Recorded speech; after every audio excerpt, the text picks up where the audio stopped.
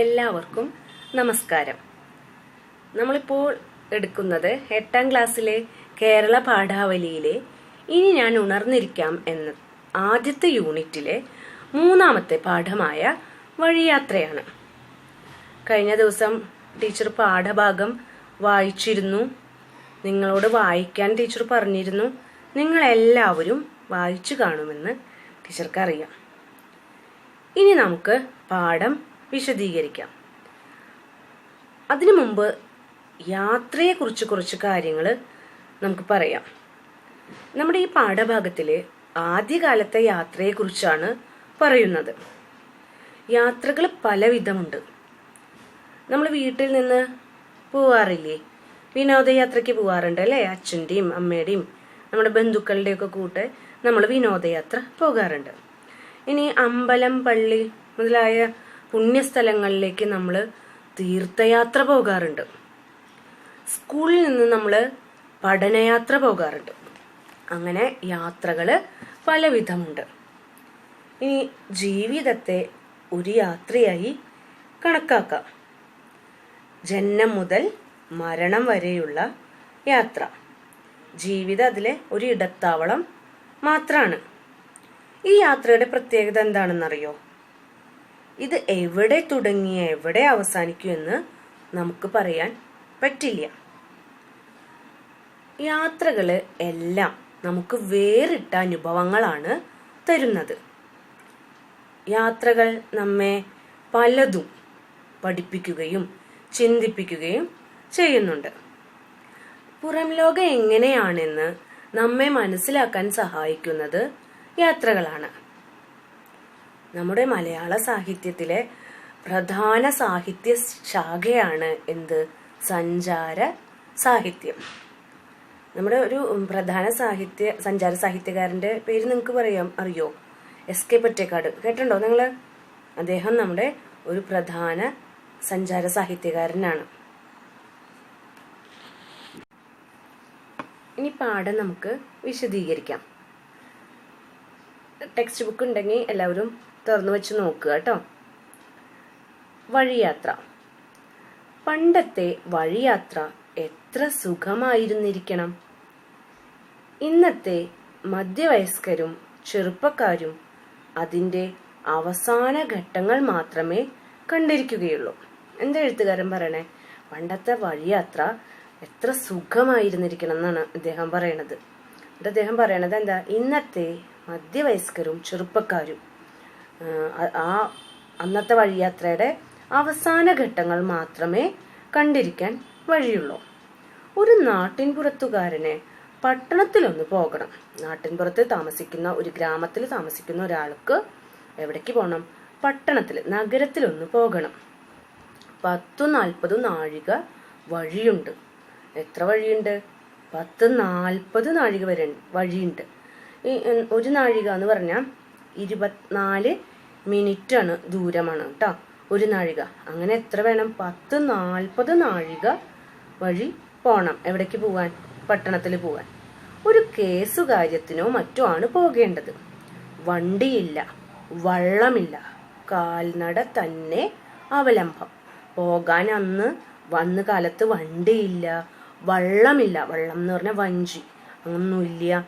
എന്താണ് ആശ്രയം? കാൽനട തന്നെ, നടന്ന് തന്നെ പോണം. അവലംബം എന്ന് പറഞ്ഞാൽ ആശ്രയം. ഇടയ്ക്കെങ്ങും ചായക്കടകളും ശാപ്പാട് ഹോട്ടലുകളും വന്നു ചേർന്നിട്ടുമില്ല. അന്ന് ഇന്നത്തെ പോലെയല്ല. ഹോട്ടലുകളോ ചായക്കടകളോ ഒന്നും തന്നെ ഇല്ല വഴിയില്. അത്താഴം ആകുമ്പോഴേക്കും ഭാര്യ പൊതിച്ചോർ തയ്യാറാക്കി കഴിയുന്നു. വൈകുന്നേരം, അത്താഴം എന്ന് പറഞ്ഞാൽ വൈകുന്നേരം കഴിക്കുന്ന ഭക്ഷണമാണ്. അത്താഴം ആകുമ്പോഴേക്കും എന്താ? യാത്ര ചെയ്യുന്ന ആളുടെ ഭാര്യ പൊതിച്ചോർ തയ്യാറാക്കി കഴിയുന്നു. പൊതിച്ചോർ എന്താണെന്നറിയില്ലേ നിങ്ങള്? നിങ്ങൾക്ക് അമ്മമാരിടയ്ക്ക് ആക്കി തരാറില്ലേ? ഇലയൊക്കെ വാട്ടി അതിൽ ചോറൊക്കെ ആക്കിയിട്ട് നിങ്ങൾക്ക് തരാറില്ലേ? അന്ന് കാലത്ത് ചെയ്തിരുന്നത് അടയ്ക്കാമരത്തിലെ പാള വാർത്തെടുത്ത് ചീകി ഒരുക്കി അതിനകത്താണ് പൊതിച്ചോറ്. ഈ അടയ്ക്കാമരം എന്ന് പറഞ്ഞാൽ നിങ്ങൾക്കറിയാം, കവുങ്ങ് നമ്മുടെ നാട്ടിലൊക്കെ ഉണ്ട് അല്ലേ, നമ്മുടെ വീട്ടിലും ഉണ്ട് കവുങ്ങ്. കവുങ്ങിൻ്റെ പാള കണ്ടിട്ടില്ലേ? അതിൻ്റെ പാള വാർന്നെടുത്ത് ചീകി ഒരുക്കി അതിനകത്താണ് എന്ത് ഇടുക? ഈ പൊതിച്ചോറ് തയ്യാറാക്കിയിരുന്നത്. നല്ല നിലാവുള്ള രാത്രി ഇതും എടുത്ത് വിദ്വാൻ തിരിക്കുകയാണ്. വിദ്വാൻ എന്ന് അവിടെ ഉദ്ദേശിക്കുന്നത് യാത്രക്കാരനെയാണ്. നല്ല നിലാവുള്ള ദിവസം ഈ പൊതിച്ചോറും എടുത്ത് രാത്രി നമ്മുടെ യാത്ര ചെയ്യുന്ന ആള് തിരിക്കുകയാണ്, യാത്ര പുറപ്പെടുകയാണ്. നേരത്തെ പുറപ്പെടുകയാണെങ്കിൽ 15-16 നാഴിക ദൂരെ ചെന്നാണ് ഉറങ്ങുക. നേരത്തെ യാത്ര തിരിച്ചാൽ അങ്ങോട്ട് 15 നാഴിക അങ്ങോട്ട് നടക്കും. എന്നിട്ട് എവിടെയാണോ എത്തണേ അവിടെയാണ് ഉറങ്ങുക.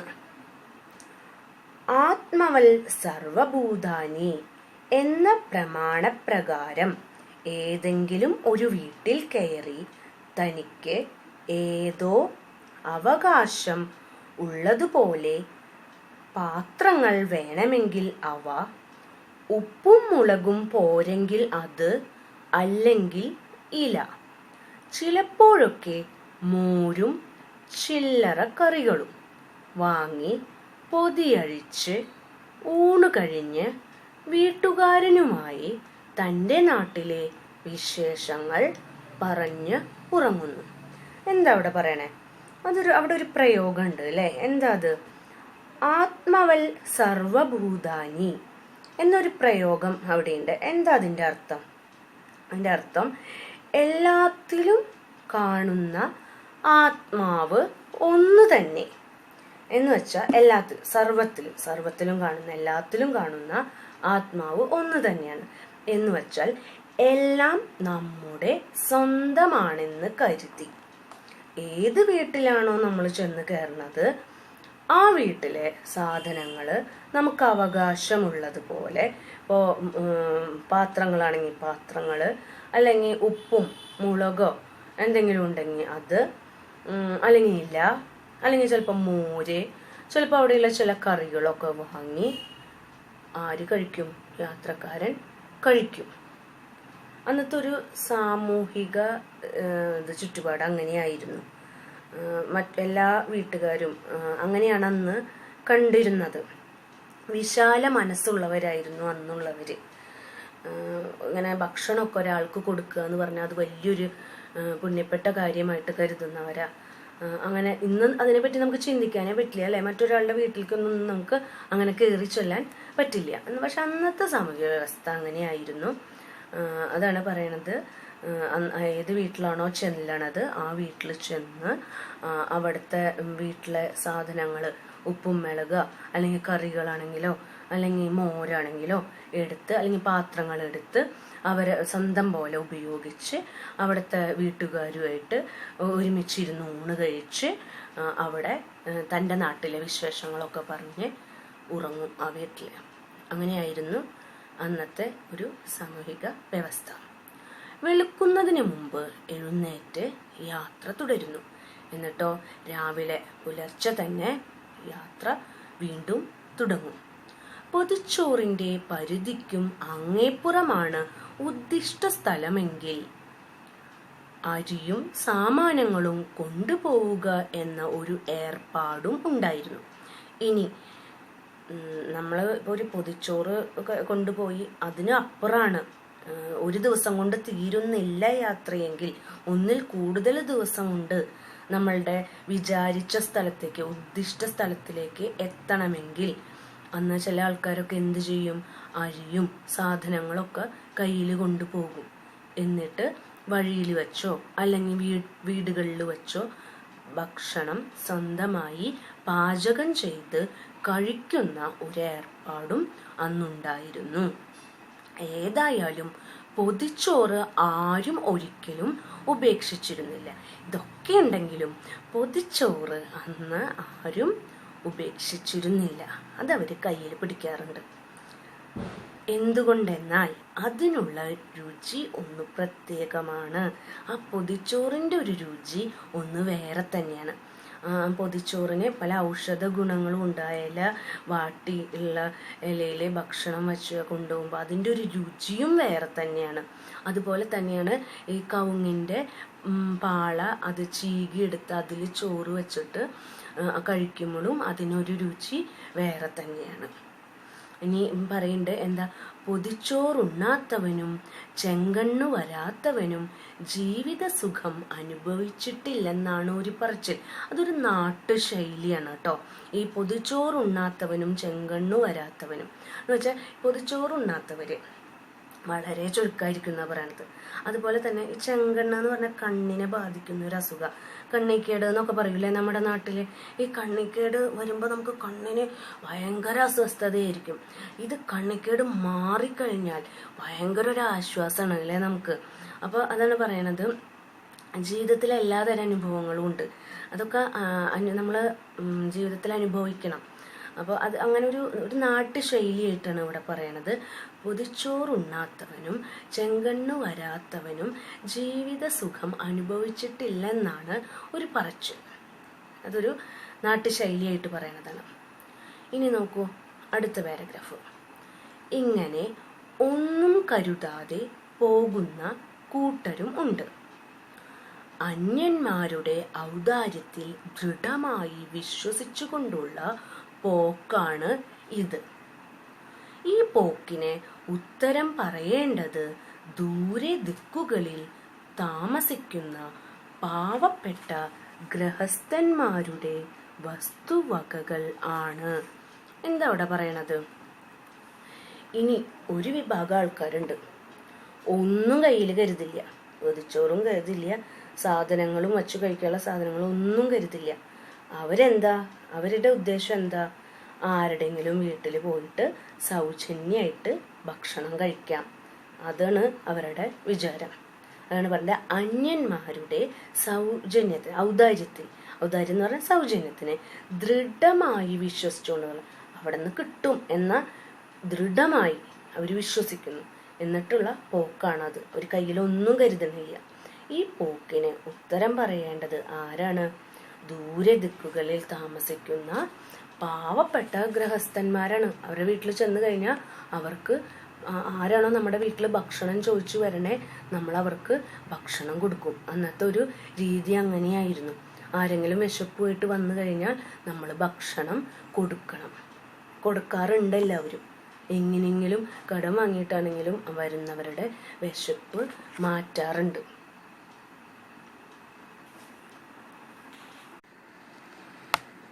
വഴിക്കാർക്ക് ചോറ് കൊടുക്കുക അക്കാലത്തെ ധനവാന്മാരുടെ ഗൃഹകൃത്യങ്ങളിൽ ഒന്നായിരുന്നു.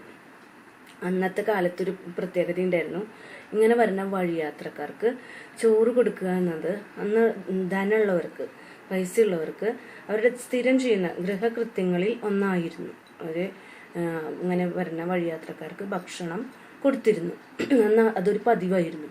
ഒരു വീട്ടിലുള്ളവർക്കെല്ലാം കൂടി അത്താഴത്തിന് 3 ഇടങ്ങഴി അരിയുടെ ചോറ് മതിയെന്നിരുന്നാലും അവിടെ 15 ഇടങ്ങഴി അരിയാണ് വെക്കുന്നത്. ഒരു വീട്ടിൽ അന്നൊക്കെ കൂട്ടുകുടുംബമായിരുന്നു. ആ കൂട്ടുകുടുംബത്തിലെ ഭക്ഷണത്തിന് 3 ഇടങ്ങഴി, ഇടങ്ങഴി എന്ന് പറഞ്ഞാൽ നിങ്ങൾക്കറിയാം, നിങ്ങളുടെ അമ്മ അരി ഇടണത് കണ്ടിട്ടുണ്ടാവും, അളന്നെടുത്ത് ഇടണത് കണ്ടിട്ടുണ്ടാവും അല്ലേ? നാഴി, അതെങ്ങനെയാണെന്ന് വെച്ചിട്ടുണ്ടെങ്കിൽ 4 നാഴിയാണ് ഒരിടങ്ങഴി. നമ്മുടെ വീട്ടിലൊക്കെ അരി എടുക്കാൻ വേണ്ടിയിട്ടുള്ള ഒരു പാത്രമുണ്ട്, അത് നാഴിയുണ്ട്, ഇടങ്ങഴിയുണ്ട്. 4 നാഴി ചേർന്നതാണ് ഒരു ഇടങ്ങഴി. അപ്പോൾ അന്നത്തെ കൂട്ടുകുടുംബങ്ങളായിരുന്നു കൂടുതൽ. അതിൽ 3 ഇടങ്ങഴി അരിയുടെ ചോറ് മതി അവിടെ ആ വീട്ടിലുള്ളവർക്ക് കഴിക്കാൻ. എന്നാലും ആ സ്ഥാനത്ത് അവർ 3 ഇടങ്ങഴിക്ക് പകരം എത്ര ഇടങ്ങഴി ഇടും? 15 ഇടങ്ങഴി അരിയാണ് വെക്കുന്നത്. ആർക്ക് വേണ്ടിയിട്ടാണ്? ഇങ്ങനെയുള്ള വഴിയാത്രക്കാർക്ക് കൂടി കണക്കാക്കിയാണ് അവര് എന്തിടണത്? അരി ഇടുന്നത്. അതിൽ 12 ഇടങ്ങഴിയുടെ ചോറും വഴിയാത്രക്കാരാണ് തട്ടുന്നത് ഇനി ബാക്കി അവരുടെ ഭക്ഷണം കഴിഞ്ഞ് ബാക്കി 12 ഇടങ്ങഴിയുടെ ചോറ് ആരാ കഴിക്കണത്? വഴിയാത്രക്കാരാണ് തട്ടുന്നത്. തട്ടുന്നത് എന്നുദ്ദേശിക്കുന്നത് കഴിക്കുന്നത്. അത് നമുക്ക് പിന്നീട് പ്രവർത്തനങ്ങളിൽ പറയാം. ഇതിനെ പറ്റി പറയുന്നുണ്ട്. ഇവിടെ തട്ടുന്നത് എന്നതുകൊണ്ട് അർത്ഥമാക്കുന്നത് എന്താണ്? കഴിക്കുന്നത് എന്നാണ്. നിന്നെ ഞാൻ തട്ടിക്കളയും എന്ന് പറഞ്ഞാൽ എന്താ ഉദ്ദേശിക്കുന്നത്? ഞാൻ നിന്നെ കൊന്നുകളയും. ഇങ്ങനെ ഈ തട്ടുക എന്നുള്ളതിന് പല അർത്ഥവ്യത്യാസങ്ങളും നമ്മൾ കാണാറുണ്ട്, കേൾക്കാറുണ്ട് അല്ലേ? തട്ടുക എന്ന് നമ്മൾ പറയാറുണ്ട്. എന്നെ അങ്ങോട്ടും ഇങ്ങോട്ടും തട്ടി കളിക്കരുത് എന്നൊക്കെ നമ്മൾ പറയാറുണ്ട് അല്ലേ? ഇവിടെ എന്താണ്? അതിൽ 12 ഇടങ്ങഴിയുടെ ചോറും വഴിയാത്രക്കാരാണ് തട്ടുന്നത് എന്നതുകൊണ്ട് ഉദ്ദേശിക്കുന്നത് അതിൽ 12 ഇടങ്ങഴിയുടെ ചോറും വഴിയാത്രക്കാരാണ് കഴിക്കുന്നത്. ചിലപ്പോൾ 24 ഇടങ്ങഴിക്കുള്ള ആളുകൾ വന്നേക്കാനും മതി. ഇനി ചില സമയത്ത് എന്തായിരിക്കും? നമ്മൾ വിചാരിച്ച പോലെ ആയിരിക്കില്ല. ചില ദിവസം കൂടുതൽ ആൾക്കാരുണ്ടായിരിക്കും. അതാണ് പറയുന്നത്, 24 ഇടങ്ങഴിക്കുള്ള ആളുകൾ ചില ദിവസം വരും. അപ്പോൾ എന്താ ഉണ്ടാവുക? അടുക്കള മാത്രം ഭൂലോകമാക്കി കഴിയുന്ന അന്നത്തെ ഗ്രഹനായികമാർ, കുടുംബനാഥകള് എന്ത് ചെയ്യും? അവർക്ക് എന്താ? അടുക്കള മാത്രമാണ് അവരുടെ ഭൂലോകം. അവര് അടുക്കളയിൽ അവരുടെ പാചകം ചെയ്യൽ മാത്രമാണ് അവരുടെ ജോലി. അവര് എന്ത് ചെയ്യും? അടുക്കള മാത്രം ഭൂലോകമാക്കി കഴിയുന്ന അന്നത്തെ ഗ്രഹനായികമാർ മിക്ക ദിവസങ്ങളിലും ഒഴിഞ്ഞ വയറുകളോട് കൂടെയാണ് ഉറക്കത്തിലേക്ക് ചായുന്നത്. കാരണം എന്താ? അവർക്ക് കഴിക്കാൻ ഭക്ഷണം ഉണ്ടാവില്ല. അതിന്റെ അർത്ഥം തന്നെ അവരെ എല്ലാവർക്കും വരുന്ന വഴിയാത്രക്കാർക്കും ഒക്കെ ഭക്ഷണം കൊടുത്തു കഴിഞ്ഞാൽ 15 ഇടങ്ങഴി അരിയിട്ടുണ്ടാവും. പക്ഷെ അവസാനം കിടക്കാൻ നേരത്ത് അവർക്ക് ചിലപ്പോൾ ഭക്ഷണം ഉണ്ടായെന്ന് വരില്ല. ചില ദിവസം അത്ര അധികം വഴിയാത്രക്കാരുണ്ടാവും. അവര് എല്ലാവർക്കും ഭക്ഷണം കൊടുക്കും. അന്നത്തെ സ്ത്രീകളുടെ അവസ്ഥയെ കുറിച്ചാണ് അവിടെ എഴുത്തുകാരൻ പറയുന്നത്. അന്നത്തെ സ്ത്രീകള് വീട്ടുകാർക്ക് വേണ്ടിയും വഴിയാത്രക്കാർക്ക് വേണ്ടിയൊക്കെ കാലത്ത് പുലർച്ചെ എഴുന്നേറ്റ് ഭക്ഷണം പാചകം ചെയ്ത് എല്ലാവർക്കും കൊടുത്ത് അവസാനം അവർക്കൊരു പിടി ചോറുണ്ണാതെയാണ് അവർ ഉറങ്ങിയിരുന്നത്. അപ്രകാരം ചോറ് കൊടുക്കുക ഗൃഹസ്ഥർക്ക് ഒരു അന്തസ്സായിരുന്നു. അന്ന് അങ്ങനെ വഴിയാത്രക്കാർക്ക് എല്ലാം ചോറ് കൊടുക്കുന്നത് ഗൃഹസ്ഥന്മാർക്ക് ഒരു അന്തസ്സായിരുന്നു. അവരുടെ പ്രസിദ്ധി ഇതിന്റെ ഏറ്റക്കുറച്ചിലനുസരിച്ച് പ്രചരിച്ചും വന്നിരുന്നു. ഈ ഗൃഹസ്ഥന്മാരുടെ പ്രസിദ്ധി ഈ ഭക്ഷണം കൊടുക്കുന്നതനുസരിച്ച് അവരുടെ പ്രസിദ്ധി കൂടിയും കുറഞ്ഞും വന്നിരുന്നു. അന്നത്തെ വർത്തമാനപത്രങ്ങളായിരുന്നു വഴിപോക്കർ. അന്നത്തെ എന്തായിരുന്നു? വർത്തമാനപത്രങ്ങളായിരുന്നു ഈ വഴിപോക്കർ. അവര് അങ്ങോട്ടും ഇങ്ങോട്ടും പറയും, ഇന്ന തറവാട്ടിൽ നല്ല ഭക്ഷണമായിരുന്നു, സദ്യ തന്നെയായിരുന്നു. അപ്പോൾ ആ വീട്ടുകാരെ കുറിച്ച്, ആ തറവാട്ടുകാരെ കുറിച്ച് മറ്റുള്ളവരും അറിയും. അങ്ങനെ ഈ വഴിയാത്രക്കാർ വഴിയാണ് ഈ തറവാടിന്റെ പ്രസിദ്ധി അന്ന് ആൾക്കാർ അറിഞ്ഞിരുന്നത്. അത് ഒരു എന്താ പറയുക, അവരുടെ ഒരു പൊങ്ങച്ചത്തിന്റെ ഒരു ഇതായിരുന്നു. എൻ്റെ തറവാടിനെ കുറിച്ച് 4 ആൾ പറയണം. അതിന് വേണ്ടിയിട്ട് അവർ എന്ത് ചെയ്യും? വരുന്നവർക്കെല്ലാം വഴിയാത്രക്കാർക്കൊക്കെ നല്ല കേമായിട്ടുള്ള ഭക്ഷണം ഒരുക്കി കൊടുക്കുകയായിരുന്നു. എന്ന് വെച്ചാൽ എൻ്റെ തറവാടിൻ്റെ പ്രസിദ്ധി എല്ലായിടത്തും അറിയണം എന്നുള്ള ഒരു ആഗ്രഹത്തിൻ്റെ പുറത്താണ് അവരങ്ങനെ ചെയ്തിരുന്നത്. പ്രസിദ്ധി കൂടുന്തോറും ഗൃഹസ്ഥന്റെ കടവും വർദ്ധിച്ചു വരിക നിശ്ചയമാണ്. പ്രസിദ്ധി കൂടുന്നതിൻ്റെ ഒപ്പം തന്നെ എന്താവും? ഗൃഹസ്ഥന് കടവും വർദ്ധിക്കും. കാരണം ഇത്ര അധികം വരുന്ന ആൾക്കാർക്കെല്ലാം ഭക്ഷണം കൊടുക്കുമ്പോൾ നമ്മളുടെ സാമ്പത്തിക സ്ഥിതിനെ അത് ബാധിക്കും ഇല്ലേ? അതുകൊണ്ട് പ്രസിദ്ധി കൂടുന്തോറും എന്ത് ചെയ്യും? ഈ തറവാട്ടുകാരുടെ അവരുടെ കടം വർദ്ധിച്ചു വരും, സമ്പത്ത് കുറഞ്ഞു വരും. അത് നിശ്ചയമാണ് അല്ലേ? അത് ഉറപ്പാണ്. ഒടുവിൽ കുടുംബത്തിന് പ്രസിദ്ധി ഉണ്ടാക്കിയ ഗൃഹനാഥൻ ശ്മശാന ഭൂമിയിലേക്കും പിന്തുടർച്ചക്കാർ തെരുവിലേക്കും ഒരുമിച്ച് യാത്രയാവുകയും അസാധാരണമായിരുന്നില്ല. അങ്ങനെ പ്രസിദ്ധി കൂട്ടി ഒരുപാട് കടമാവും ആർക്ക്? നമ്മുടെ ഗൃഹസ്ഥന്. ഒടുവിൽ അദ്ദേഹം മരിച്ച് ശ്മശാന ഭൂമിയിലേക്ക് പോവാന്ന് പറഞ്ഞാൽ മരിക്കുമ്പോഴാണ് അല്ലെ? പ്രസിദ്ധി ഉണ്ടാവും. അദ്ദേഹം അവസാനം എന്ത് ചെയ്യും? ശ്മശാന ഭൂമിയിലേക്ക് പോകും. അദ്ദേഹത്തിന്റെ പിന്തുടർച്ചക്കാർ, മക്കളും കൊച്ചുമക്കളും ഒക്കെ എവിടേക്ക് പോകും? ഒപ്പം തന്നെ തെരുവിലേക്ക് ഇറങ്ങും. കാരണം അവരുടെ സാമ്പത്തിക സ്ഥിതി ആകെ തകർന്നിട്ടുണ്ടാവും. അങ്ങനെ ഒരു കുഴപ്പം കൂടി ഇതിന് ഉണ്ടായിരുന്നു. ഈ മാതിരി വഴിയാത്രകളും വിശ്രമങ്ങളും പല ബന്ധങ്ങൾക്കും കാരണമായി തീർന്നിട്ടുണ്ട്. ഇനി മറ്റൊന്നുകൂടിയുണ്ട്. ഇതുപോലെയുള്ള വഴിയാത്രകളും അവരുടെ വിശ്രമങ്ങളൊക്കെ പല ബന്ധങ്ങൾക്കും കാരണമായിട്ടുണ്ട് എന്നാണ് പറയുന്നത്. ചില ഗ്രഹങ്ങളിലെ ഔദാര്യവും പ്രതാപവും മറ്റു തുല്യ സ്ഥാനികരായ യാത്രക്കാരെ ആ ഗ്രഹങ്ങളുമായുള്ള ദാമ്പത്യ ബന്ധത്തിനെ പ്രേരിപ്പിക്കുകയും തദനുസരണം ആലോചനകൾ ഉണ്ടാവുകയും വിവാഹങ്ങൾ നടക്കുകയും ചെയ്തിട്ടുണ്ട്. അപ്പോൾ നമ്മൾ ചില വഴിയാത്രക്കാർ ഇങ്ങനെ ചില വീടുകളിൽ വന്ന് താമസിക്കും. അപ്പോൾ താമസിക്കുമ്പോൾ അവരുടെ പ്രതാപവും അവരുടെ ഔദാര്യവും അവരുടെ നല്ല പെരുമാറ്റവും ഒക്കെ കാണുമ്പോൾ നമ്മൾക്ക് പറ്റിയ കുടുംബക്കാരാണ്, ഇവരുമായിട്ടൊക്കെ ഒരു ബന്ധം കൂടിയാൽ നല്ലതാണ് എന്ന് തോന്നുകയും പല വിവാഹാലോചനകൾ നടക്കുകയും വിവാഹം വരെ നടക്കുകയുണ്ടായിട്ടുണ്ട് ഇങ്ങനെയുള്ള യാത്രകൾ. വിവാഹം നടക്കുകയും ചെയ്തിട്ടുണ്ട്. ഏതായാലും വീട്ടിൽ നിന്ന് തിരിക്കുമ്പോൾ തന്നെ, ഇനി നമ്മൾ വീട്ടിൽ നിന്ന് പുറപ്പെടുമ്പോൾ തന്നെ അന്ന് അത്താഴം ഇന്ന വീട്ടിൽ, നാളെ കാലത്തെ കഞ്ഞി ഇന്ന വീട്ടിൽ എന്നിങ്ങനെ തീർച്ചപ്പെടുത്തുക പതിവാണ്. അപ്പോൾ നമ്മൾ വീട്ടിൽ നിന്ന് പുറപ്പെടുമ്പോൾ തന്നെ നമ്മൾ ഇപ്പോൾ പോകുമ്പോൾ പറയാറുണ്ട് അല്ലേ, ഏതെങ്കിലും ഒരു യാത്ര ചെയ്യുമ്പോൾ നമുക്ക് ഉച്ചയ്ക്ക് ഇന്ന ഹോട്ടലിൽ നിന്ന് ഭക്ഷണം കഴിക്കാം, വൈകുന്നേരം ഇന്ന ഹോട്ടലിൽ നിന്ന് കഴിക്കാം, നാളെ രാവിലെ ചായ ഇന്ന ഹോട്ടലിൽ കഴിക്കാമെന്നൊക്കെ നമ്മൾ സാധാരണ പറയാറുണ്ട്. പണ്ട് ഇങ്ങനെയുള്ള ഹോട്ടലുകളൊന്നും ആയിരുന്നില്ലേ, വീടുകളായിരുന്നു. അപ്പോൾ ഇങ്ങനെ പോകുന്ന വഴിയാത്രക്കാർ വീട്ടിൽ നിന്ന് ഇറങ്ങുമ്പോൾ തന്നെ തീരുമാനിക്കും, ഇന്ന് ഞാൻ അത്താഴം ഇന്ന വീട്ടിൽ കഴിക്കും, നാളെ കാലത്തെ കഞ്ഞി ഇന്ന വീട്ടിലാണ് കഴിക്കുക എന്നിങ്ങനെ തീർച്ചപ്പെടുത്തിയിട്ടാണ് ആര് ഇറങ്ങാറ്, യാത്രയ്ക്കായിട്ട് വഴിയാത്രക്കാർ ഇറങ്ങുക. അതായിരുന്നു അവരുടെ പതിവ് എന്നാണ് ഇവിടെ എഴുത്തുകാരൻ പറയുന്നത്. ഇന്ന് നമുക്ക് ഇതോടുകൂടി ഈ ക്ലാസ് നിർത്താം. അടുത്ത ഭാഗം നമുക്ക് അടുത്ത ക്ലാസ്സിൽ പറയാം.